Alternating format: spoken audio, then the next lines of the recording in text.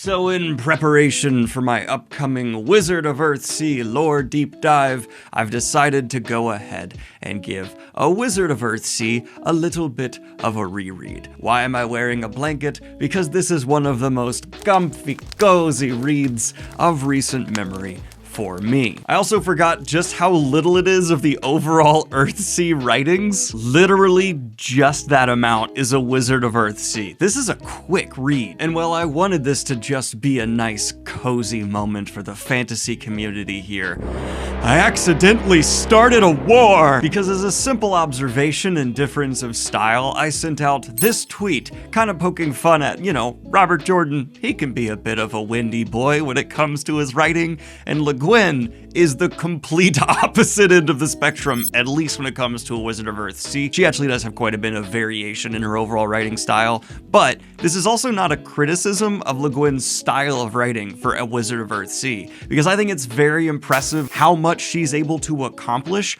with so little in her actual, writing. This book still very much so crafts a tone, but a lot of people seem to have taken this as a criticism of Le Guin. No, I didn't mean it as such. I know you aren't actually mad. I'm just playing this up for dramatic effect. But getting to actually what I want to bring up here from this tweet, it was fascinating how many people responded to this, basically saying, this is why I can't enjoy Earthsea, or this is why I can't enjoy Robert Jordan's writing. These two are on, in my opinion, in terms of at least descriptiveness for these series they wrote, just total opposite ends of the approach to how to build a world through the text you choose to include and not include. Le Guin is just, let's move! Because while this isn't my personal preference in style, I do more lean towards Jordan personally. It's jaw-dropping to see Le Guin able to communicate very complex ideas well enough that even young readers who this is marketed towards are going to be able to pick up on the fact that yes, there are ideas here being played with into coming into adulthood with Ged, or the complex morality of good and evil, where you can't exactly just solve evil problems with violence or killing one thing, which is a theme of Le Guin's work in Wizard of Earthsea as a whole that's been talked about due to Ghibli when they adapted it, kind of just forgoing that. But this book has been out for long enough that I'm going to go ahead and get into vague spoilers for it, and yes, we are following a main protagonist who, once he gets his true name, is named Ged. And that's actually kind of a continued style for Le Guin's naming throughout this book. Everything's very simple and kind of fantastical, but it's always one or two syllables. There's no Enamander. Well, I guess Rake could fit in here, but there's no Enamander. And Ged is someone who has been being taught magic for a while and then uses said magic to protect their village from an attack. This catches the ears of a mentor type figure. And yes, a Wizard of Earthsea is just about as typical a fantasy setting as you could get in a good way. I'm a fantasy fan, right? There's a reason I'm gonna be oh, we're going with the magics and the dragons.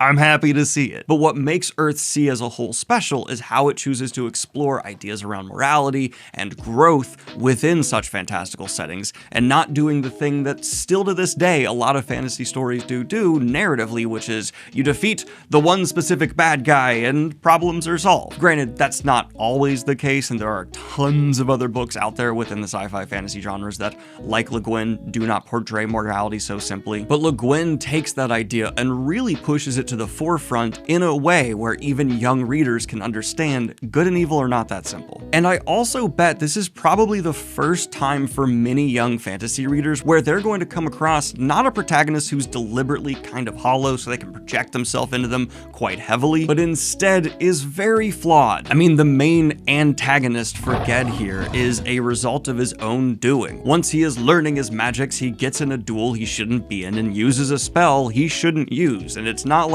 oh, in that situation he had to. No, the guy just makes a bad call and does a stupid thing. And there are harsh ramifications for his actions. Le Guin isn't backing down from challenging the reader to say, hey, what the main protagonist did here was wrong. Innocent people got hurt. And making this theme actually land is there's no underhanded, but they were actually right or justified, and it was petty schoolyard crap, and they made a horrible decision.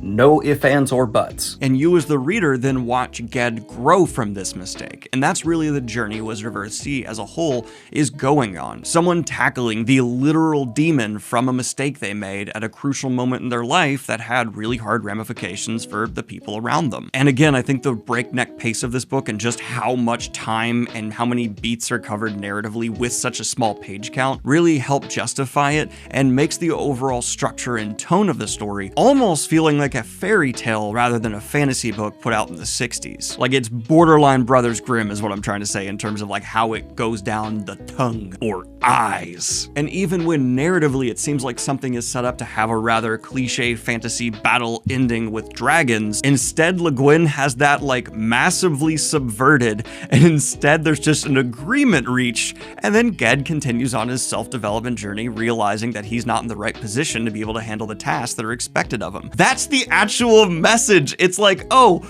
work on yourself before you take on tasks that are going to result in people depending on you, so that way you can be fully present and capable when problems arrive. That's for young readers! Oh my god! And even the final showdown with the external representation of the fear and insecurities within Ged, this shadow demon from beyond that has no name, the resolution isn't to fight or to kill, it's to accept and to stop being afraid of your fear, or at least how it hit me. And it just felt like such a pure, resonant moment in the narrative, and I really loved that. And I think young readers will get it because Le Guin, maybe the strongest element of her as a writer, no matter what style she's writing in, is that she can communicate concepts. And by the end of the story, Ged has grown in a way where I'm kind of just like, hey man, you're my buddy, I've seen you get through some shit, and I'm glad to see and proud to see you grow to where you are today. Why is it making me feel this after just 133 pages? So in conclusion, this little Wizard of Earthsea book isn't written in my preferred style. In fact, it seems to be on the complete other end of the spectrum, but it's done well enough and still immersive to a point where it makes up for a lot of that differentiation in my personal preference for style. It's just kind of like you have to recognize talent, and Le Guin as a writer is almost viciously good. In fact, there's even a point in a Wizard of Earthsea where she is, well, a character is criticizing someone's writing, and I as a reader was like, is this Le Guin just like firing off shots right now? What is happening? Wizard of Earthsea still feels like it's almost ahead of its time in some ways in the maturity of its writing and how much it's able to do with fantasy, while undeniably still feeling like a steeped in its time classic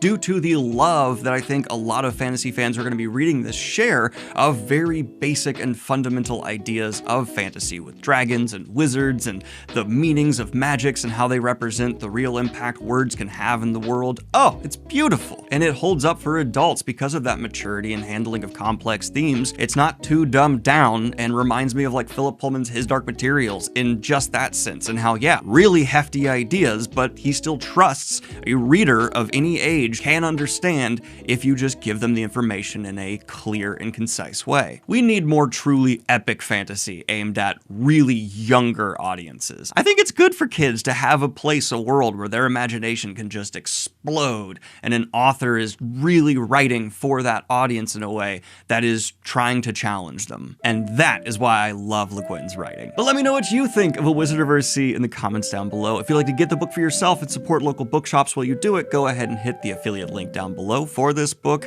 and like and subscribe if you have not already. Check out my books, get excited for the ones coming down the road, and have a good one, y'all. Patreon, bye!